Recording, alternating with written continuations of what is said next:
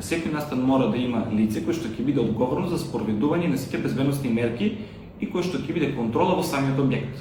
Со ова, конечно, одговорноста ќе добие име и презиме и ќе се знае точно кој гарантира за безбедноста во објектот во кој што влегувате. Второто е поставување на смарт мониторинг системи, односно сензори за чад и пожар, кои што наместо да бидат локално поставени, ќе бидат поврзани со интернет врска до најблиската противпожарна единица.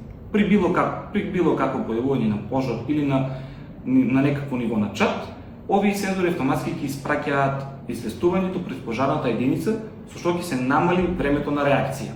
Исто така, се залагаме за воспоставување на национална датабаза. Преку оваа национална датабаза, секој објект ќе добие дигитален пасош.